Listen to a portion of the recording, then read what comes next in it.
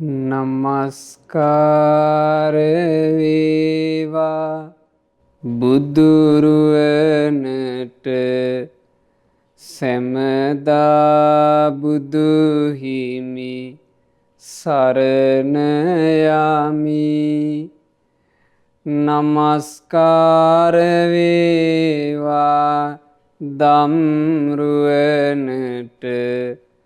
සැමදා සදහම් සරණ යමි. නමස්කාර වේවා සංඝරුවනට සැමදා මහා සංඝ සරණ යමි. නමස්කාර වේවා තුනුරුවනට සැමදා තිසරණ සරණ යමි. සාදු සාදු සාදු. පළමුකොට අපගේ කල්යාණ මිත්‍රෝත්තම පරම පූජනීය ගුරු දේවෝත්තම පින්වත් ලොකු ස්වාමීන් වහන්සේට ගෞරවාදර වන්දනාව වේවා. සාදු සාදු සාදු. පූජනීය මහා සංඝරත්නයන් අවසරයි. ශ්‍රද්ධාවන්ත වාසනාවන්ත පින්වතුනි, අද දවසේ ධම්මෝසද සද්ධර්ම දේශනාවට බැතිබර අනුග්‍රහය දරන්නේ පින්වත් චාමර විජය ගුණරත්න, චතුරංග විජය ගුණරත්න, මధుර විජය ගුණරත්න යන දරුවන් එකතු වෙලා ඒ දරුවන්ගේ දෙමාපියන් වන හෙක්ටර් විජය ගුණරත්න සහ කුසුම් විජය ගුණරත්න යන දෙමව්පියන් දෙතුළු පවුලේ සියලු දෙනාගේ දායකත්වයෙන් අද මේ ධර්ම දේශනාවට අනුග්‍රහය දරන්නේ තුන් ලෝකාග්‍ර වූ අපගේ භාග්‍යවත් බුදුරජාණන් වහන්සේ විසින් මේ ජීවිතයේ සියලු උපද්‍රවයන් සියලු රෝගයන් සුවපත් කොට සැනසීම උදා කරවීම පිණිසම මහා කරුණාවෙන් දේශනා කළ උතුම් ශ්‍රී සද්ධර්මය අද අපි ශ්‍රවණය කරන්නේ. අප මේ ධම්මෝසද සදහම් වැඩසටහන සිදු කරන්නේ මූලිකව මේ දිනවල නෙත්තිප්පකරණය කියන උතුම් පොත් වහන්සේව ඇසුරු කරගෙන. අපි ඉගෙන ගත්ත පින්වතුනේ බුදුරජාණන් වහන්සේ නමක් ශ්‍රී සද්ධර්මයේ දේශනා කරනකොට ඒ භාග්‍යතුන් වහන්සේගේ එක දේශනා විලාසයක් කියනවා වාසනා භාග්‍ය සූත්‍රය. පුණ්‍ය වාසනාව ඉස්මතු කරමින් බුදුරජාණන් වහන්සේ ධර්ම දේශනා කරනවා. නෙත්තිප්පකරණයේ පොත් වහන්සේ අතේ තිබෙන පින්වතුන් දැන් ඔබ පෙරලගන්න පොත් වහන්සේගේ 252 වෙනි පිටුව එහි තිබෙන ධර්මයේ තමයි අද අපි මේ ධර්ම දේශනාවේදී විස්තර කරගන්නේ. මහානාම ශාක්‍ය රජු භාග්‍යතුන් වහන්සේ කරා පැමිණ මහානාම ශාක්‍ය රජු ඒ බුදුරජාණන් වහන්සේට මෙසේ පැවසුවේය. භාග්‍යතුන් වහන්සේ හමුවට ශාක්‍යයන්ගේ අගරජ වෙච්චි. ඔබ අහලා ඇති මහානාම ශාක්‍යයන්ගේ රජු. පින්වතුනි, මහානාම බුදුරජාණන් වහන්සේ සරණ ගිය උපාසකයෙක්. උපාසක පිරිස අතරේ ඔහුට තිබුණා විශේෂ අගපදවියක්. ප්‍රණීත දානය පූජා කරන උපාසකයන් අතර අග්‍ර වුණේ මහානාමයන්. ඒ මහානාමයන් භාග්‍යතුන් වහන්සේ කරා පැමිණිලා මෙන්න මෙහෙම කතාවක් කියනවා. ස්වාමීනි, මේ කපිලවස්තු නගරය වස්ත්‍රාභරණ ආදීනුත් සමෘද්ධිමත්ය. සුලභ වූ ආහාර පාන ආදී ඇත්තේය. බොහෝ ජනයාද ඇත්තේය. මිනිසුන්ගෙන් ගැවසී ගත්තේය. බොහෝ තදබද වූ වීදි ඇත්තේය. ඕන්න ඒ කාලේ කපිලවස්තුව තිබිලා තියෙන විදිහ. කපිලවස්තු නගරේ හරියට අද අපි ගත්තොත් අපේ රටේ ප්‍රධාන නගරයක් වගේ බොහොම සමෘද්ධිවත් වෙලා ඊළඟට ආහාර පාන බොහෝ ජනයා තදබද වීදි මේවා තිබිලා තියෙනවා. ස්වාමීනි, ඒ මම භාග්‍යතුන් වහන්සේව හෝ මනෝභාවනීය භික්ෂූන් හෝ ඇසුරු කොට සවස් වරුවේහි කපිලවස්තු නගරයට ඇතුළු වන්නේම්. වෙහෙරට ඇවිල්ලා මහානාම බුදුරජාණන් වහන්සේව හෝ ඇසුරු කරනවා. මනෝභාවනීය භික්ෂූන්, මනෝභාවනීය කියලා කියන්නේ වඩන ලද සිත් ඇති භික්ෂූන්. අපගේ සාරිපුත්ත මහරහතන් වහන්සේ, අපගේ මහා මොග්ගල්ලාන මහරහතන් වහන්සේ ආදී මහෝත්තම රහතන් වහන්සේලා මහා සංඝරුවන ඇසුරු කරලා ආයමත් ඇතුළු වෙනවා උපාසකයෙක් නිසා අර නගරයට. ඒ ඇතුළු වෙද්දී කැළඹී ගිය ඇතෙකුගේ උවත් ඉදිරියට යමි. කැළඹී ගිය අශ්වයෙකුගේ උවත් ඉදිරියට යමි. කැළඹී ගිය රථයක උවත් ඉදිරියට යමි. කැළඹී ගිය ගැලක උවත් ඉදිරියට යමි. කැළඹී ගිය පුරුෂයෙකුගේ උවත් ඉදිරියට යමි. මහානාමට වෙන දේ භාග්‍යතුන් වහන්සේ ඇසුරු කරලා මනෝභාවනීය භික්ෂුන් ඇසුරු කරලා පින්වතුනි ආයි පාරට බහිනවා. ඒ පාරට බැස්සාට පස්සේ මේ සාමාන්‍ය ජනයා ගැවසෙන තැනක තදබද වූ වීදී ඇති තැනක යම් උපද්‍රවයක් තියෙනවද? ඒකට මහානාමට මුහුණ දෙන්න සිද්ධ වෙනවා කියනවා. මහානාම කියනවා ස්වාමීනි, සමහර වෙලාවට කැළඹී ගිය ඇවිස්සිච්චි ඇත්තු මගේ ඉදිරියට එනවා. දැන් ඒ කාලේ තිබුණා ඇතුම් අදින වාහන. බර දේවල් ඇදගෙන ඇත්තු ගමන් කරනවා. ඒ කැළඹුණු ඇතා ඉදිරියට හසු වුණොත් සමහර වෙලාවට ඇතාගෙන් හානියක් වෙන්න පුළුවන්. තනි ඇත්තුණත් කිපෙනවා. ඒකුන් ඇවිස්සුනාම හානියක් වෙන්න පුළුවන්. එතකොට මේ මහානාම මොකක් ගැනද කියන්නේ? තමන්ගේ ජීවිතයට වෙන්න තියෙන උපද්‍රවය ගැනයි. අද පින්වතුනි අපි පාරට බැස්සොත් එහෙම එදා මහානාමට තිබුණාට වඩා අනුතුරු රාශියක් අපිට තියෙනවා. අපිට කැළඹී ගිය සිත් ඇති මිනිස්සු අරගෙන යන නොයේක යාන වාහන අපිට මේ මගතොටදී හම්බ වෙනවා. වේගින් බයික් කරන් යනවා. වේගින් ත්‍රිරෝද රථ දහවණය වෙනවා.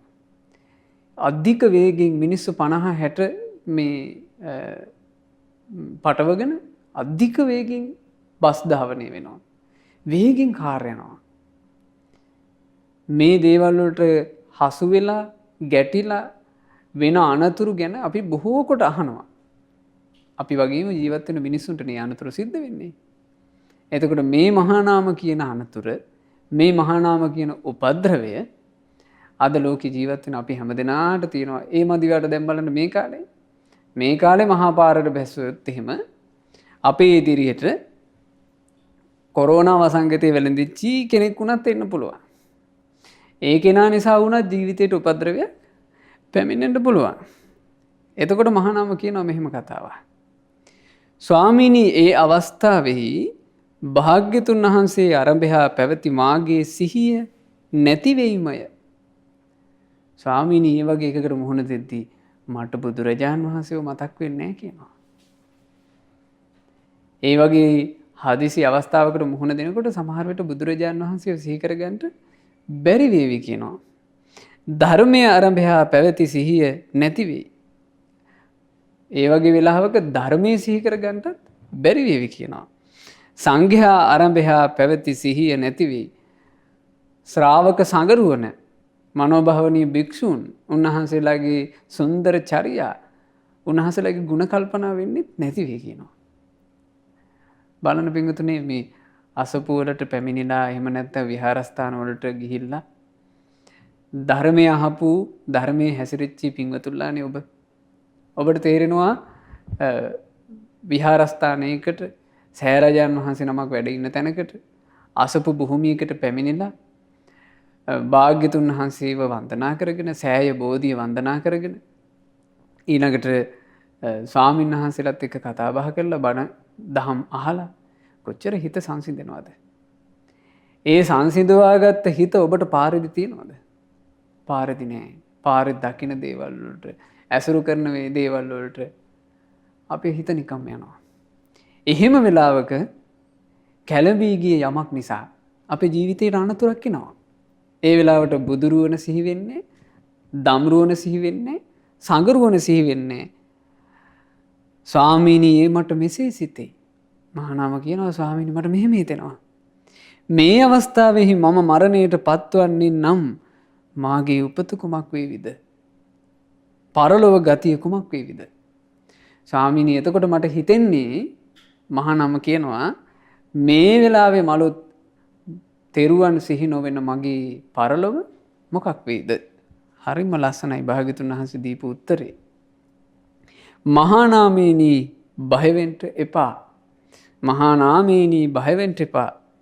ඔබගේ මරණය පවිතු වූවක් නොවන්නේය. ඔන්න බුදුරජාණන් වහන්සේ දේශනා කළා මහානාමට මහානාමය තෙරුවන් සිහි නොවුනාට ඔබ බය වෙන්න එපා. තෙරුවන් ගැන සිහියට නොනැගුණාට ඔබ බය වෙන්න එපා. ඔබේ මරණය පාපී එකක් වෙන්නේ නැහැ. ඔබේ කලුරිය කිරීම පවිතු වූවක් නොවන්නේමය. බලන්නේ රැකවරණේ. පින්වතුනි සල්ලි වලින් ගන්න පුළුවන්ද මේ රැකවරණේ? කීර්ති ප්‍රශංසා වලින් ගන්න පුළුවන්ද මේ රැකවරණේ?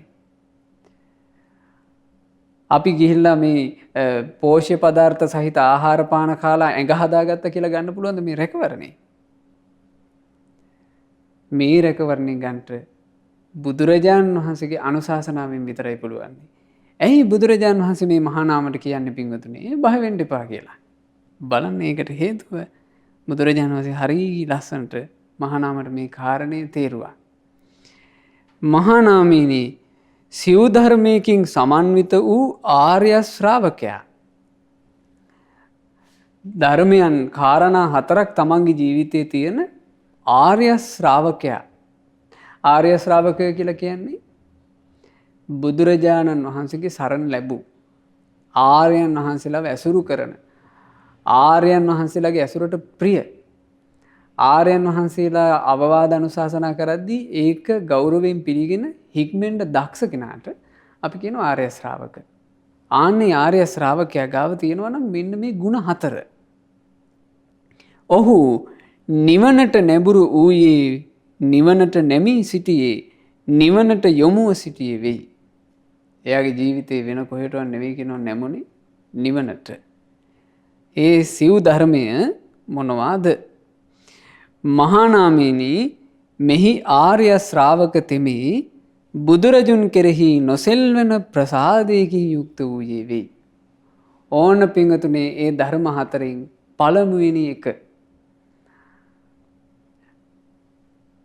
ආර්ය ශ්‍රාවකෙක් විදිහට අපේ ජීවිතේ තියෙන්න ඕන බුදුරජාණන් වහන්සේ ගැන ප්‍රසාදය. ඒ ප්‍රසාදයේ කිසි කෙනෙකුට හොලවන්න බැරි විදිහට තියෙනවා නම් අන්න රැකවරණේ. ඒක තමයි අපේ ජීවිතේ තියෙන රැකවරණේ. ප්‍රසාදය කියලා කියන්නේ මොකක්ද? ප්‍රසාදය ඇති කරගන්නේ කොහොමද? මේ ප්‍රසාදය ඇති කර ගැනීම ගැන හරි ලස්සනට තෝරනවා නෙතිප්ප කරන පොත් වහන්සේගේ. ඔබ පෙරලගන්න 69 වෙනි පිටුව 69 වෙනි පිටුවේ බුදුරජාණන් වහන්සේ මේ ප්‍රසාදය කියන එක තෝරපු විදිහ නෙතිප්ප කරන පොත් වහන්සේගේ හරි ලස්සනට විස්තර වෙනවා බලන්න. ප්‍රසාදය කියන එක කොහොමද හටගන්නේ? ප්‍රසාදය හට ගන්නට නම් මෙන්න මෙහෙම කියනවා මේ පිළිවෙලට තමයි සිද්ධ වෙන්නේ. ශ්‍රද්ධාවට ආසන්න කාරණය නොසෙල්වෙන පැහැදීමයි. කෙනෙක් ගැන තියෙනවා නම් මේ කෙනෙකුට තියෙනවා නම් බුදුරජාණන් වහන්සේ ගැන නොසෙල්වෙන පැහැදීමක්. ඔහු ආසන්න මොකේටද? ශ්‍රද්ධාවට ආසන්නයි. ඔහු ආසන්න වුණේ ශ්‍රද්ධාවට. නොසෙල්වෙන පැහැදීම ආසන්න වන්නේ ශ්‍රද්ධාවටයි. ශ්‍රද්ධාව කියලා කිව්වේ මොකද්ද? ඇදහිීමේ ලක්ෂණය. නිශ්චයට පත්වීමේ ලක්ෂණය බුදුරජාණන් වහන්සේ අදහනවා. භාග්‍යතුන් වහන්සේ යමක් වදාලා නම් ඒක එහෙම්ම තමා කියලා අදහනවා. නිශ්චයකට පත්වෙනවා මේක බුදුරජාණන් වහන්සේ දේශනා කරපු එකක්, මේක මෙහෙම්මමයි. ඊළඟට හැම තිස්සෙම භාග්‍යතුන් වහන්සේ කරා එළඹෙනවා ළඟට පැමිණීමේ ලක්ෂණය. ශ්‍රද්ධාවේ ලක්ෂණ මොනවද? අදහනවා. ශාස්තෘත්වයේ අදහනවා. ශාස්තෘත්වයේ සම්බන්ධයෙන් නිශ්චයකට පත්වෙනවා. ශාස්තෘන් වහන්සේ ළඟට පැමිණෙමින් ඇසුරු කරමින් වාසය කරනවා. එහෙම ශ්‍රද්ධාව ඇතිවෙන්න ආසන්න කාරණේ තමයි පින්වතුනි නොසැලෙන පැහැදීම. ශ්‍රද්ධාව ඇති වුණොත් එහෙම ඒ ශ්‍රද්ධාව ප්‍රසාදයට ආසන්න කාරණයයි. ඕන බලන්න අර්ථ තෝරන විදිහ. ශ්‍රද්ධාව ඇති වුණොත් ශ්‍රද්ධාව තමයි ප්‍රසාදයට ආසන්න කාරණය වෙන්නේ. ප්‍රසාදය යනු නොකැළඹීමේ ලක්ෂණයයි. ප්‍රසාදය කියලා කිව්වේ පින්වතුනි බුදුරජාණන් වහන්සේ කෙරෙහි ඔහුට තියෙන හිත මේ දෙවියන් බඹුන් මරුන් සහිත ලෝකෙ කිසි කෙනෙකුට කලඹවන්න බෑ. කැළඹෙන්නේ නැහැ. ඇතැම් ආර්ය ශ්‍රාවකයෝ හිටියා බුද්ධ ශාසනයේ බුදුරජාණන් වහන්සේගේ රුව මවාගෙන මාරයා පැමිණිලා බුදුරුවට සමාන රූපයක් මවාගෙන මාරයා එනවා. ඇවිල්ලා බුදුරජාණන් වහන්සේ වගේ අධර්මය කියනවා. එහෙමවත් කලඹවන්න බැරි වුණා. එහෙමවත් කලඹවන්න බෑ. හරියට ප්‍රසාදය ඇති වුණා නම් එහෙමනම් මේ හිස් පුරුෂේ කොහොම ඔහුව කලඹවන්නද? ඒ නිසා මේ ධර්මයන් අහලා උත්සාහවත් වෙන්න ඕන අපි. ඒ ප්‍රසාදය අපේ ජීවිතය ඇති කරගන්න. විශේෂයෙන් අදහනවා කියන්නේ නොකැළඹී හිත පහදව ගන්නවා කියන්නේ කොහොම කරගන්න එකක්ද? බුදුරජාණන් වහන්සේ ගැන අපි කොහොමද මේ හිත පහදව ගන්නෙ? බලන්න නේතිප්ප කරන පොත් වහන්සේගේ මේ කාරණේ විස්තර වෙන්නේ 116 වෙනි පිටුවේ. හරිම ලස්සනට ඒ උතුම් බුදු ගුණ මෙහි විස්තර වෙනවා. බලන්න බුදුරජාණන් වහන්සේ ගැන ශ්‍රාවකෙක් හිත පහදව ගන්න හැටි. මේ බුදුගුණ කතාව ඔබ නොඇසූ කතාවක්. ඊටාම මනහරයි. බුදුරජාණන් වහන්සේ ගැන ශ්‍රාවකෙක් හිත පහදව ගන්නවා මෙන්න මේ විදිහට. ඒ අපගේ ශාස්ත්‍ර වූ බුදුරජාණන් වහන්සේ ඒකාන්තයෙන් අරහං වනසේක. සම්මා සම්බුද්ධ වනසේක. විද්‍යාචරණ සම්පන්න වනසේක. සුගත වනසේක. ලෝකවිදූ වනසේක. අනුත්තරෝ පුරිස ධම්මසාරති වනසේක. සත්තා දේව මනුස්සානං වනසේක. බුද්ධ වනසේක.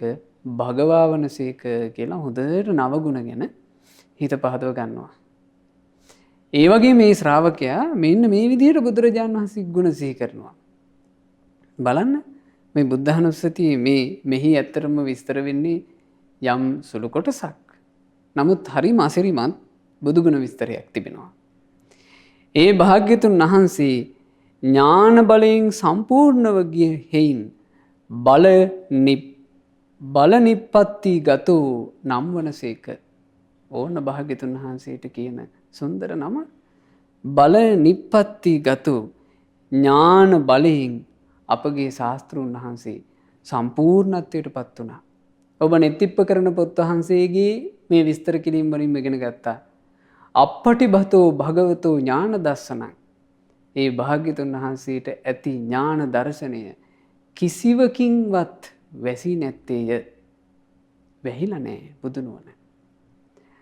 ඔය දහම් පොතේ විස්තර වෙනවා බණ පොත්වල පින්වතුනි මේ ලෝකේ යන්තාක් දේ අවබෝධ කරගන්න තියෙනවා නම් බුදුරජාණන් වහන්සේ ඒ ඔක්කොම අවබෝධ කළා කියනවා.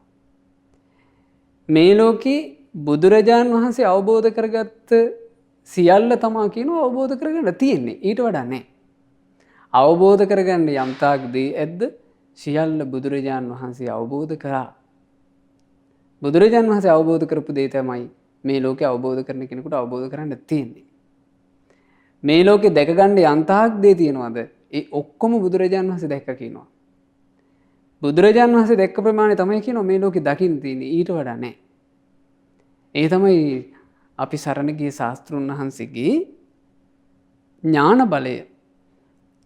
විශාරද බවට පත් වූ හේයින් වේසාරජ්‍ය පත්වෝ වනසේක. අපේ භාග්‍යතුන් වහන්සේ විශාරද බවට පත් වුණා. විශාරද කියලා කිව්වේ බිය තැති ගැනීම රහිත සිතින් වාසය කළා. බුදුරජාන් වහන්සේ දෙවියන් මරුන් බඹුන් සහිත මේ ලෝකෙහි සිංහනාද කළා තථාගතයන් වහන්සේට කෙලෙස් නෑ කියලා. ඒ තථාගතයන් වහන්සේට කෙලෙස් නෑ කියලා සිංහනාද කරනකොට බුදුරජාන් වහන්සේගේ ඉරියව්වකින් වේවා, බුදුරජාන් වහන්සේගේ වචනයකින් වේවා, බුදුරජාණන් වහන්සේගේ සිත දැකලා වේවා, ඔබ වහන්සේ කෙලෙස් නෑ කිව්වට කෙලෙස් තියෙනවා කියලා කියන්න පුළුවන් කෙනෙක්, කරුණු සහිතව කියන්න පුළුවන් කෙනෙක් දෙවියන් මරුන් බඹුන් සහිත මේ ලෝකේ නෑ. විශාරදවයි ශාස්ත්‍රුන් වහන්සේ වැඩ හිටියේ. බුදුරජාණන් වහන්සේගේ හිතේ කෙලෙස් කසට නෑ කියන්නේ විශාරදයි. ඊළඟට බුදුරජාණන් වහන්සේ මේ ලෝකයේ ඉදිරියේ ප්‍රතිඥා දුන්නා තථාගතයන් වහන්සේ සියල්ල අවබෝධ කළා සම්මා සම්බුද්ධයි කියලා. මේ ලෝකෙ කිසි ජගතෙක් නැහැ. කරුණු සහිතව බුදුරජාණන් වහන්සේට චෝදනා කරන්න විශාරදව වැඩ හිටියා. බුදුරජාණන් වහන්සේ මේ ලෝකයට ප්‍රතිඥා දුන්නා මේ තමයි නිවන් මඟ කියලා. ඒ නිවන් මඟ සම්බන්ධයෙන් තථාගතයන් වහන්සේ බිය තැති ගැනීම රහිතව විශාරදව වැඩ හිටියා. ඊළඟට ශාස්ත්‍රුන් වහන්සේ පෙන්වා වදාලා නිවනට අනතුරුදායකයි කියලා යම් කරුණු. ඒ නිවනට අනතුරුදායක කරුණු අනතුරක් නෙමෙයි කියලා කියන්න පුළුවන් ජගතික් මේ ලෝකේ නැහැ. විශාරදවයි බුදුරජාණන් වහන්සේ වැඩ හිටියේ. ඔය විශාරද කාරණා 4 ශාස්ත්‍රුන් වහන්සේට තිබ්බා කියලා ශ්‍රද්ධාවෙන් අදහ ගන්නවා. නිෂ්ඨාවකටපත් වෙනවා. ඒකත් ශ්‍රාවකයාගේ බුදුරජුන් කෙරෙහි ඇති ප්‍රසාදයයි. සතර පටිසම්භිදා ලැබූ හේයින් බුදුරජාණන් වහන්සේ අධිගත පටිසම්භිදා නම් වනසේක. අර්ථ, ධර්ම, නිරුක්ති, පටිභාන කියන චතුපටිසම්භිදාවෙන් ශාස්ත්‍රුන් වහන්සේට වඩා කෙනෙක් මේ ලෝකේ නැහැ. ශාස්ත්‍රුන් වහන්සේට සමාන වෙන්නේ තවත් බුදු කෙනෙක්ම විතරයි. හරි ආශ්චර්යයි පින්වතුනි. ඔය සතර පටිසම්භිදාවන්ගෙන් අග්‍ර වුණේ මේ ශාසනයේ අපගේ සාරිපුත්ත මහරහතන් වහන්සේ. බුදුරජාණන් වහන්සේට හැරුණුකොට සාරිපුත්ත මහරහතන් වහන්සේ තමයි භික්ෂුන් අතර මේ චතුපටිසම්භිදාවන්ගෙන් අග්‍ර වුණේ. අපේ බණ පොතේ විස්තර වෙනවා. ඒක හරියට මේ වගේ කියනවා. මහා අහස් කුසී මහා අහසේ විශාල ගුරුළු රාජයෙක් පියාඹනවා. එතකොට ගුරුලා පියාඹුවා කියලා පින්වතුනි ගුරුලාට පුළුවන් කමක් නැහැ අහස වහගන්න. ගුරුලා නිසා අහසේ තාම පුංචි කොටසක්. ඒක ලක්ෂයකින් මෙච්චරයි කෝටියකින් මෙච්චරයි කියලාවත් කියන්න බෑ අහසත් එක ගත්තාම. ඊටාම චූටි කොටසක් ගුරුලෙකුගෙන් අහසේ වැහෙනවා. බුදුරජාණන් වහන්සේ කියලා කියන්නේ ඥාන ආකාශය කියනවා. බුදුරජාණන් වහන්සේ ප්‍රඥා අහස කියනවා. ඒ ප්‍රඥා අහසේ සාරිපුත්ත මහරහතන් වහන්සේගේ ප්‍රඥාව කියලා කියන්නේ හරියට ගුරුලෙක් වහගන්න ටික වගේ. සාරිපුත්ත මහරහතන් වහන්සේගේ ඥානය කියලා කියන්නේ හරියට ඒ අහසේ ගුරුලෙක් වහගන්න ටික වගේ. සාරිපුත්ත මහරහතන් වහන්සේගේ ඥානෙ ප්‍රඥාවත් එහෙමනම් මේ සාමාන්‍ය කෙනා ගෙව්වා ගන්නම දෙයක් නැහැ. බුදුරජාන් වහන්සේ තමයි චතුපටිසම්භිදාවන්ගෙන් අග්‍රව වැඩ හිටියේ. සතර කෙලෙස් යෝග ප්‍රහාණය කළසේක. චතු යෝග විපහීන නම් වනසේක. කාමෝග, භවෝග, ditthිෝග, අවිජ්ජා ඕග අපි සරණ ගිය අපේ ශාස්ත්‍රුන් වහන්සේ ප්‍රහාණය කළා. පින්වතුනි ඒ ශාස්ත්‍රුන් වහන්සේ ඒ යෝගයන් ප්‍රහාණය කරලා දහම් කතාව කරලා තියෙනවා. ඒ ධර්මයේ අහලත් අපට මේවා ප්‍රහාණය කරගන්න අමාරුයි. ශාස්ත්‍රුන් වහන්සේට කිසි කෙනෙක් කිරියේ නැහැ කියලා දෙන්න. නමුත් මේ යෝග හතරෙන්ම බුදුරජාණන් වහන්සේ නිදහස් වුණා. සතර අගතීන් ඉක්ම ගිය හේයින් අගති ගමන වීතිවත්වෝ වනසේක. බුදුරජාණන් වහන්සේ මේ ලෝකේ වැඩ හිටියේ අගතියෙන් තොරව. ඡන්දයෙන් කැමැත්ත නිසා ශාස්ත්‍රුන් වහන්සේ අගතියට නොයයි. ද්වේෂයෙන් අගතියට නොයයි. භයෙන් අගතියට නොයයි. මෝහයෙන් අගතියට නොයයි. සාමාන්‍ය ලෝක සත්‍යය වනාහි අගතිය තුලම වසන්නෝය. එබඳු ශාස්ත්‍රුන් වහන්සේ නමක් කියලා ශ්‍රද්ධාවෙන් අදහ ගන්නවා. කෙලෙස් හුල් උපුටා හල හේයින් උද්ධට සල්ල නම් වනසේක. කිසිදා කෙලෙසුන්ට ඇතිවිය නොහැකි පරිදි ඉඳුරන් වසාගත් හේයින් නිරූල්හ වන නම් වනසේක. කෙලෙස් කටු මැඩලූ හේයින් මද්දිත කණ්ඨකෝ නම් වනසේක. බලන්න මේ ලස්සන මේ බුදුගුණවල මතුවෙන්නට ඉඩ තිබූ කෙලෙස් නිවා දැමූ හේයින් නිබ්බාපිත පරිඋත්ථානෝ නම් වනසේක. දිව්‍ය වූද මානුෂ්‍ය වූද සියලු බන්ධන ඉක්මවා ගිය හේයින් බන්ධනාති ගතෝ නම් වනසේක. එක් අවස්ථාවක බුදුරජාණන් වහන්සේ ද්‍රෝණ කියලා බමුණෙක් එක්ක දහම් සංවාදයක් සිද්ධ වුණා. ওই ද්‍රෝණ බමුණා පින්වතුනි ලක්ෂණ ශාස්ත්‍රයේ කෙළපැමිණි මහ පණ්ඩිත බ්‍රාහමණයෙක්.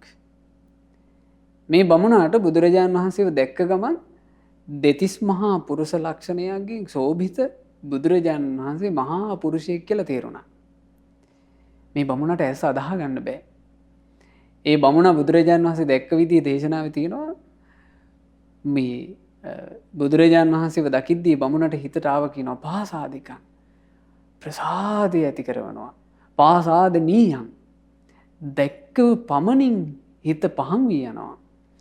උත්තම සමත දමත මනොයුත්තං උතුම් වූ සංසිඳීමෙන් දමනය වීමෙන් යුක්තව අනුත්තරං නාගං ශ්‍රේෂ්ඨ හස්තියෙක් වගේ මුන්නහස ඉන්නේ කියලා ඒ බමුණගේ හිත පැහැදුනා. මේ බමුණ ප්‍රසාදයෙන් අහනවා ශ්‍රමණය ඔබ වහන්සේ දෙවියෙක්ද? බුදුරජාණන් වහන්සේ වදාලා ද්‍රෝණ මං දෙවියෙක් නෙවෙයි කිව්වා. ශ්‍රමණේ එසේනම් ඔබ වහන්සේ යක්ෂයෙක්ද? බ්‍රාහ්මණ මං යක්ෂයෙක් නොවේ කිව්වා. එසේනම් ඔබ වහන්සේ ගාන්ධර්වෙක්ද? නෑ මා ගාන්ධර්වෙක්ද නොවේ කිව්වා. මෙහෙම අහනවා. අහලා ඇහුවා ශ්‍රමණේ ඔබ වහන්සේ එහෙමනම් මිනිසෙක්ද? නෑ බ්‍රාහ්මණ මා මිනිසෙක්ද නොවේ කිව්වා. බලන්න ශාස්ත්‍රඥ වහන්සේගේ පිළිතුර. එතකොට ද්‍රෝණ අහනවා ස්වාමීනි දෙවියෙකුත් නොවන මිනිසෙකුත් නොවන බ්‍රහ්මයෙකුත් නොවන ගාන්ධර්වයෙකුත් නොවන යක්ෂයෙකුත් නොවන මිනිසෙක්ද නොවන ඔබ වහන්සේ කවුද? ආන්න ශාස්ත්‍රඥ වහන්සේ වදාලා පුණ්ඩරීකං යථා වග්ගු තෝයේන නූපලිප්පති නූපලිප්තොම් හි ලෝකේන තස්මා බුද්ධස්මි බ්‍රාහ්මණ කියලා ලස්සන ගාථාවක්. පුණ්ඩරීකං යථා වග්ගු මේ වතුරෙන් ගොඩට ආපු සුදු නෙළුම් මල තෝයේන නූපලිප්පති වතුරත් එක්ක නොඇලී තිබේ. නූපලිප්තොම් හි ලෝකේන ආන්නේ වගේ දෙවියන් අතරට අරගෙන යන යන්තා කෙලෙස් බන්ධනයක්ද ඒ කෙලෙස් බන්ධන නැති නිසා බුදුරජුන් දෙවියන් නම් වූ ලෝකයක් සමග එකතු වී නැත. ගාන්ධර්වයන් අතරට අරගෙන යන කෙලෙස් බන්ධන යන්තාක් ඇද්ද ඒ සියල්ල දුරු වූ නිසා බුදුරජුන් ගාන්ධර්ව ලෝකයට බැඳී නැත. යක්ෂයන් අතරට ගෙන යන යම් කෙලෙස් ඇද්ද ඒ කෙලෙස් නැති නිසා බුදුරජාණෝ යක්ෂයන්ගේ ලෝකයටද අයිති නැත. බ්‍රහ්මයන් අතරට ගෙන යන යම් කෙලෙස් ඇද්ද ඒ කෙලෙස් බන්ධනද නැති නිසා බුදුරජාණෝ බ්‍රහ්මයන්ටද අයිති නැත. මිනිසුන් අතරට ගෙන එන යන්තා කෙලෙස් ඇද්ද ඒ කෙලෙස්ද නැති නිසා බුදුරජාණන් වහන්සේ මිනිස් ලෝකයටද බැඳී නැත. නූපලිප්තොම් හි ලෝකේන ලෝකයත් එක්ක නොබැඳුණු මම තස්මා බුද්ධස්මි බ්‍රාහ්මණ බුද්ධ කියලා අඳුන ගන්න කිව්වා. ආන් එහෙම ශාස්ත්‍රුන් වහන්සේ ගැන හිත පහදව ගන්න ඕන. කෙලෙස් ගැට ලිහා දැමූ හේයින් බුදුරජාණන් වහන්සේ ගන්ත විනිවේඨනෝ නම් වනසේක කෙලෙස් බැස ගැනීම ඉක්ම ගිය හේයින් අජ්ජාසේ වීතිවත්තෝ වනසේක. අන්ධකාරයේ බිඳ දැමූ හේයින් බින් අන්ධකාරෝ වනසේක. දහම් ඇස් ඇති හේයින් චක්කුමා නම් වනසේක. අටලෝ දහම ඉක්මවා ගිය හේයින් ලෝක ධම්ම සමතික්කන්තෝ වනසේක. පින්වතුනි, බුදුරජාණන් වහන්සේ අටලෝ දහම, මේ අටලෝ දහමට නොසැලෙන සිත බුදුරජාණන් වහන්සේගේ හරි ආශ්චර්යයි. භාග්‍යතුන් වහන්සේට රාජ මහා අමාත්‍යවරු නොයෙකුත් සත්කාරයන්, සම්මානයන්, ගෞරවයන් මේ දේවල් කරද්දී බුදුරජාණන් වහන්සේ ඒවත් එක්ක එකතුනෙත් නැහැ. ඊළඟට භාග්‍යතුන් වහන්සේට අන්‍ය තීර්ථක පරිබ්‍රාජකවරු නොයෙක් අරුබුද ඇති කළා. නොයෙක් නින්දා අපහාස කළා. සමහර අවස්ථාවල මේ සුන්දරිය වගේ මේ පරිබ්‍රාජිකාවන්ව මරලා බුදුරජාණන් වහන්සේ ලාමක හැසිරීමකින් යුක්තව ඉඳලා ඒව මරලා හැංගුවා කියලා ඒ වගේ නින්දා කරා. හැබැයි ශාස්ත්‍රුන් වහන්සේ සැලින්නේ නැහැ. අටලෝ දහමට අකම්පිත ශාස්ත්‍රුත්වයක් අපට තිබුණා.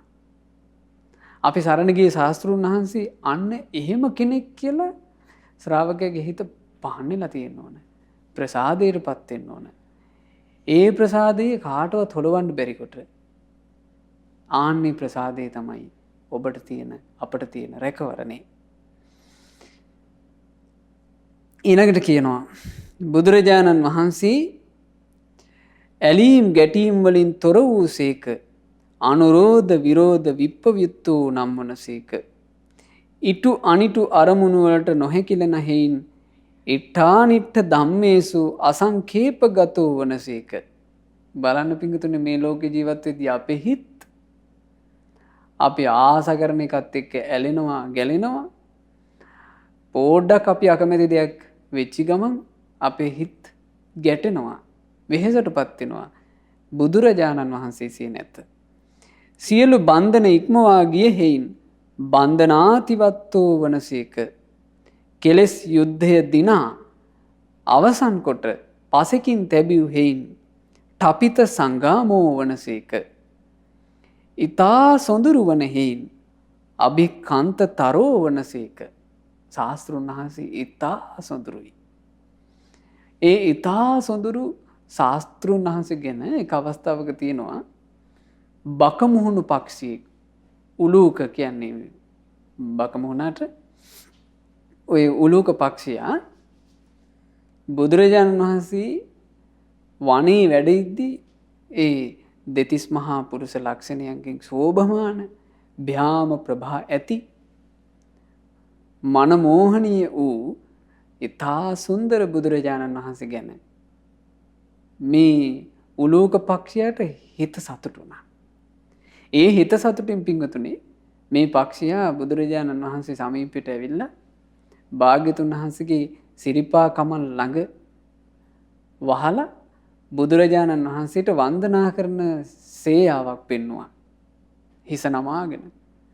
ඒ වෙලාවේ බුදුරජාණන් වහන්සේ දේශනා කරනවා, භික්ෂූන්ට මහණෙනි, මේ උලූක පක්ෂියා හිත් පහදව ගත්තේ ලොව අග්‍ර වූ බුදුරජාණන් වහන්සේ ගැනයි. මේ හිත් පහන් කරගත්ත පක්ෂියාට මේ බොහෝ කල් හිතසුව පිණිස පවතිනවා. අනාගතේ මේ පිනේ අනුහසක් ලෙස සෝමනස්ස නමින් පසේ බුදු වෙනවා කියලා වදාලා. බුදුරජාණන් වහන්සේගේ අසිරිමත් ගුණ නැනපහන් දරනා හේයින් බුදුරජාණෝ උක්කාදර නම් වනසේක. ප්‍රඥා ලෝකයේ ලබා දෙන හේයින් ආලෝක කර නම් වනසේක. නැනපහන් දල්වන හේයින් පජ්ජෝත කරවනසේක. අඳුර දුරලනා හේයින් තමෝ නුදවනසේක. කෙලෙස් දුරු කරන හේයින් රණංජහ වනසේක. අප්‍රමාණ වර්ණනා ඇති හේයින්. දැන් බලන්න මේ දේශනාව ඇතුළේම අපි කොච්චර බුදුරජාණන් වහන්සේ වර්ණනා කළාද කියලා. මෙසේ අප්‍රමාණ වර්ණනා, ප්‍රමාණ කරන්න බැරි තරම් වර්ණනා තියෙන නිසා බුදුරජාණන් වහන්සේට අප්‍රමාණ වන්න කියා කියයි. පමණ නොකළ හැකි වර්ණනා ඇති හේයින් අප්පමෙය්‍ය වන්න නම් වනසේක. සංඛ්‍යාවකට ගත නොහැකි තරම් වර්ණනා ඇති හේයින් අසංඛේය වන්න නම් වනසේක. එළිය ඇති කරන හේයින් අන්ධකාර අවිද්‍යාව තුළ ගැවසී ගත්ත ලෝක සත්‍යයට ජීවිතයේ ආලෝකය ළඟා කර දුන්නේ අප බුදුරජාණෝය. ඒ නිසා ඒ බුදුරජාණන් වහන්සේට ආලෝකය ලබා දෙන හේයින් ආභංක කර කියලා කියනවා. ප්‍රභාව ඇති කරනා හේයින් පභංකර නම් වනසේක. ධර්මාලෝකයෙන් එළිය කරනා හේයින් ධම්මෝ බාස පජ්ජෝත කර නම් වනසේක. මේ සියල්ල බුදුරජාණන් වහන්සේගේ ගුණය විස්තර කරන දේවල්. මේ විදිහට තමයි ශාස්ත්‍රුන් වහන්සේගේ ගුණකඳ විස්තර වෙන්නේ. පින්වතුනි, ඒ නිසා ඒ බුදුරජාණන් වහන්සේ ගැන අපි අපේ හිත සතුටු කරමින් වාසය කරන්න ඕන. ඇයි අපි එහෙම කියන්නේ? බුද්ධ දේශනාවේ තියෙන රතන සූත්‍රයේ යංකින්චි විත්තං ඉදවා හුරංවා මේ ලෝකේ හෝ වෙනත් ලෝකයක හෝ යන්තාක් මැණික් තිබෙනවාද? යංකින්චි විත්තං ඉදවා හුරංවා සග්ගේසු වා යන් රතනම් පණීතං. ස්වර්ගයේ හෝ යම් වටිනා මහානීය මාණික්‍ය රත්න තිබෙනවාද? ඒ මැණික් අතරේ බුදුරජාණන් වහන්සේ නම් වූ මාණික්‍යයට සමාන වෙනත් කිසිදු මැණිකක් නැත. ආන්න එහෙම කියනවා නේද? බුදුරජාණන් වහන්සේ තමයි අග්‍රම මාණික්‍ය. බුදුරජාණන් වහන්සේ තමයි අග්‍රම රත්නය. අග්‍ර රත්නේ ලැබෙන්නේ පින්වතුනි අග්‍ර වූ පිනකට. දැන් බලන්න මේ ලෝකේ ඇතැම් මිනිස්සු ඉන්නවා, ඔබ දැකලා ඇති, ඔය මැද පෙරදිග රටවල් වල එහෙම ඔබ අහලා ඇති. රණින් රිදියෙන් සමහර විට වැසිකිලි පවා කරා කියලා.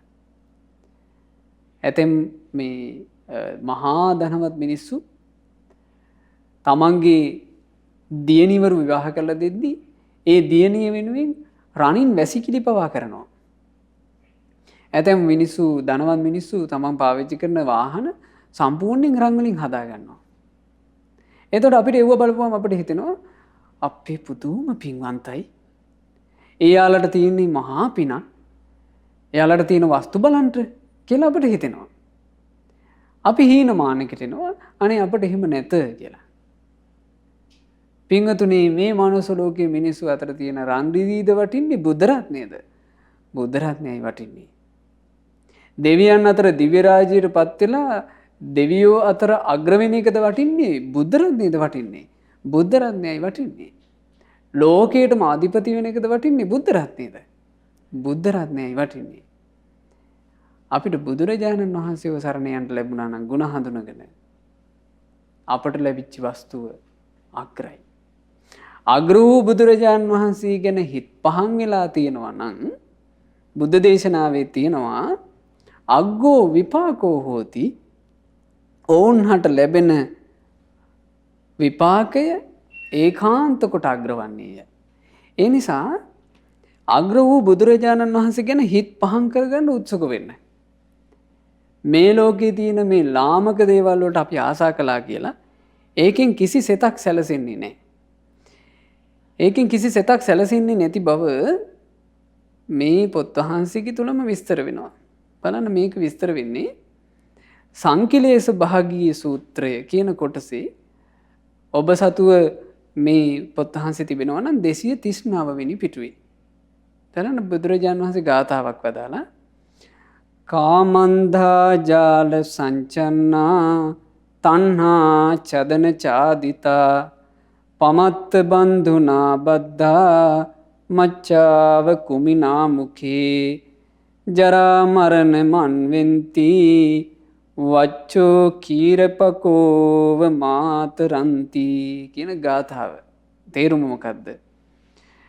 පංචකාමයෙන් අන්ධ වී ගිය, තෘෂ්ණා දැලින් වෙලී ගිය තෘෂ්ණා වැස්මින් වැසී ගිය ප්‍රමාද වූවන්ගේ ඥාතියා වන මාරයාට බැඳී ගිය කිමන කටෙහි සිර වූ මාළුන් වැනි වූ සත්වයෝ මව් දෙන කරා දුව යන වසුපැටියෙකුසේ ජරා මරණ පසුපසින් යති. මේ ලෝකයේ රන් රිදී මසු කහවණු වලට බැඳිච්ච අයත් ඒකේ විපාක විදිහට ජරා මරණ උරුම කරගන්නවා. ජරා මරණ පස්සෙම යනවා. මේ ලෝකේ නිලතල වලට තාන්න මාන්න වලට බැඳිච්ච අයත් ජරා මරණ පස්සෙම යනවා. කීර්ති ප්‍රශංසා වලට බැඳිච්ච අයත් ජරා මරණ කරා යනවා. මේ ලෝකේ Tamanට දින වස්තු සම්භාරයට බැඳෙන අයත් ජරා මරණ කරා යනවා. Taman ඉගෙනගත්ත දෙයින් මත් වෙන අයත් ජරා මරණ කරා යනවා. හැබැයි යම් කෙනෙක් බුදුරජාණන් වහන්සේ ගැන හිත පහදව ගත්තා නම් ආන්න ඔවුන් අග්‍ර වූ විපාකේ කරා යනවා. අග්‍ර වූ විපාකේ කියන එක තෝරගන්නට මං හරි ලස්සන සිද්ධියක් ඔබට කියලා දෙනවා. ඒකත් මේ පොත් වහන්සේගේ තිබෙන්නේ. නෙතිප්පකරණ පොත් වහන්සේගේ 261 වෙනි පොතේ 261 වෙනි පිටුවේ මෙන්න මෙහෙම විස්තරයක් තියෙනවා. බලන්න මේ විස්තරي ලස්සන. අග්‍ර වූ පුද්ගලයාණන් වූ දෙව් මිනිසුන්ට අනුකම්පා ඇති තෘෂ්ණාව නසන ලද ශාක්‍ය මුනීන්ද්‍රයන් වහන්සේ කොසල් නුවරට පෙරවරු බත් කාලයේහි පිඩු පිනිස වැඩිසේක. පුරුෂයෙකුගේ අතෙහි නොයෙක් මලින් අලංකාර කරන ලද හිස පළඳින මල් දමක් තිබුණේය. දැන් ඔබ අහලා තියෙනවනේ දැන් අද වුණත් විශේෂයෙන් ද්‍රවිඩ පින්වතුන්ලා ද්‍රවිඩ ජනතාව හිස පළඳින්න මල් ගන්නවනේ. ඉතින් ඉන්දියාවේ මේක සාමාන්‍ය එකක්. ඒ නිසා මිනිස්සු එක එක විදිහට මල් වලින් ලස්සන කරලා හිස පළඳනා හදනවා. මේ හිස පළඳනාවට කියනවා පින්වතුනේ නම වටාංශකය කියලා. මොකක්ද ඒකට කියන නම වටාංශක. එතකොට බුදුරජාන් වහන්සේ කොසල් නුවරට පිණ්ඩපාතේ වඩිනකොට එක මිනිහෙක් ගාව තිබ්බා මේ වටාංශකයා. ඔහු භික්ෂු සංඝයා විසින් පෙරටු කරන ලද සම්බුදු රජුන්ව දැක්කේය. ඔහු දැක්කේ කාවද? අග්‍ර වූ බුදුරජාණෝව. රජමාවතින් පිවිසෙන්නා වූ දෙවි මිනිසුන් විසින් පුදන ලද්දා වූ සම්බුදු රජුන් කෙරෙහි සිත පහදවාගෙන සතුටු වූයේ උන්වහන්සේ වෙත එළඹියේය. ආන්න ශ්‍රද්ධාව ඇති වුණාම ලක්ෂණය මොකද්ද? ළඟට පැමිණේ. ශ්‍රද්ධාව ඇති වූ කල්හි ළඟට පැමිණේ. ඔය ධර්මයේ සිහි කරගන්න අපි මේ ඉගෙන ගන්න දේවල් ශ්‍රද්ධාවේ ලක්ෂණය, ප්‍රසාදයේ ලක්ෂණය ළඟට පැමිණීමයි. ඔහු ඒ සුවඳවත් වූ මනා පැහැ ඇති මනරම් වූ හිස පළඳින මල්දම පහන් සිතින් යුතුව සිය අතින් සම්බුදු රජාණන්ට පිදුවේය. ඔහු මොකද්ද කළේ පින්වතුනේ? ස්ත්‍රී පුරුෂයෝ හිස පළඳින අර ලස්සන වටංශකයේ මල්දම බුදුරජාණන් වහන්සේට පූජා කළා. මොකෝ ඒ පූජා කරන්නේ බුදුරජාණන් වහන්සේගේ හිස පළඳින්නද? නෑ, ඒ හිත පැහැදිච්ච නිසා බුදුරජාණන් වහන්සේට පිදුවේ. අද ඔබ අහලා තියෙනව නේද හිස් පුරුෂයෝ තමන්ගේ මේ හිස් හඬම මේ නිකුත් කර කර ඇදෙන් වෙලාවට සෑ වන්දනාවට ගරහනවා. මට මතකයි ඔය රන්කොත්තෙහිරි අපි සෑ වන්දනාව කරනකොට මේ ගඩොල් සෑයට මේ නිරපරාදි වතුර පූජා කළා කියලා ගැරහුවා. සෑය ඔය වතුර දුන්නා කියලා බොනවද කියලා ගැරහුවා. ඊළඟට සේරියුල මංගල මහා සෑරජානන් වහන්සේ උදෙසා ශාස්ත්‍රුන් වහන්සේට පළවැල පූජා කරද්දි නිකන් ගඩොල් සෑයක් වටේ පළතුරු ගොඩ ගැහුවා කියලා ගැරහුවා. මේ හිස් පුරුෂයන්ගේ නීච හිත ශ්‍රද්ධාව නැතිකොට, ශ්‍රද්ධාව නැති හිතේ පුණ්‍ය සිතුවිල්ල පහළ නොවේ. ශ්‍රද්ධාව නැති හිතේ මාන්නක්කාර හැඟුම්, උඩගු හැඟුම් පහළ වේ. නමුත් ශ්‍රද්ධාවන්තයාට ශ්‍රද්ධාව ඇති වූ කල්හි ශාස්ත්‍රුන් වහන්සේව තමා සන්තක ඕන දෙයකින් පුදන්න සිත් පහළ වේ. දැන් මේ වටංශකේ බුදුරජාණන් වහන්සේට පූජා කළේ භාග්‍යතුන් වහන්සේ හිස පළඳින්න නෙවෙයි. බුදුරජාණන් වහන්සේ කෙරෙහි හටගත්ත චිත්ත ප්‍රසාදයයි. අපි සෑරජාණන් වහන්සේට පළවැල පූජා කරන්නේ සෑරජාණන් වහන්සේ පළවැල වනදිනවාට නොවේ. ඒ බුදුරජුන් කෙරෙහි ඇති ප්‍රසාදයයි. සෑයකට පැන් පුදන්නේ සෑරජාණන් වහන්සේ ඒ පැන් පානය කරනවාට නොවේ. ඒ බුදුරජුන් කෙරෙහි ඇති ප්‍රසාදයයි. ආන්නේ ප්‍රසාදයෙන් ඔහු මේ පූජාව කළේ. එකල්හි බුදුරජුන්ගේ ගිනිසුළු පැහැගත් බලන්න මේක හොඳට අහන්න. එකල්හි බුදුරජුන්ගේ ගිනිසිලු පැහැගත් තොල් සඟල අතරින් දහස් රැස් ඇති විදුලි එලියක් බඳු ආලෝකයක් මුවින් නික්ම ගියේය. ඒ ආලෝකය ආදිච්ච බන්දු වූ බුදුරජුන්ගේ සිරස පැදකුණු කොට තුන්වරක් කරකැවී සිරස අතරින් නොපෙනී ගියේය. ලොමු ඩහගෙන්වීම ඇති වෙන මේ ආශ්චර්ය අද්භූත වූ සිදුවීම දැක අපගේ ආනන්ද තෙරණුවෝ සිවුර ඒකාංශ කොට පොරවාගෙන වන්දනා කොට මේ පැවසූහ. බුදුරජාණන් වහන්සේ සිනහ පහල කරනකොට වෙන අසිරිය එදා වුණා. සුදෝවන් බුද්ධ රශ්මි මාලා ශාස්තෘන් වහන්සේගේ ශ්‍රී සිරස 3-8ක් ප්‍රදක්ෂිනා කොට නොපෙනී ගියා. ආනන්ද ස්වාමීන් වහන්සේ අහනවා මහා මුනින්ද්‍රයාණන් වහන්සේ මද සිනහ පහල කිරීමට හේතුව කුමක්දැයි වදාළ මනව දහම් ආලෝකය වන්නේය. මුනිදානන් වහන්ස අපගේ සැකය දුරුකොට වදාළ මෙනව. එතකොට භාග්‍යතුන් වහන්සේ වදාලා ආනන්දේනී යම් මේ පුරුෂයෙක් මා කෙරෙහි සිත පහදවා ගත්තේද ඔහු කල්ප 84ක් දුගතියකට නොයන්නේය. ඕන්න ශාස්ත්‍රු සම්පත්තියේ ශාස්තෘන් වහන්සේ කෙරෙහි තියෙන චිත්ත ප්‍රසාදි මහිමය. බුදුරජාණන් වහන්සේ ගැන හිත පහදවා ගත්තේ ඒ පුරුෂයා කල්ප 84ක් දුගතියකට නොයන්නේය. හිතන්න පින්වත්තුනි බුද්ධ රත්නයේ තියෙන මහානීය බව මේ ලෝකේ තියෙන සකල සම්පත්තියටම අපි උරුමකාරයෝ වුණා වුණත් අපට පුළුවන් ද දුගතියෙන් මිදෙන්න? බුදුරජාණන් වහන්සේ නම් වූ ශාස්තෘන් වහන්සේ ගැන එක මොහොතකට හිත පහදව ගැනීමේ විපාකය කල්ප 84ක් ඔහු දුගතියක නොයයි.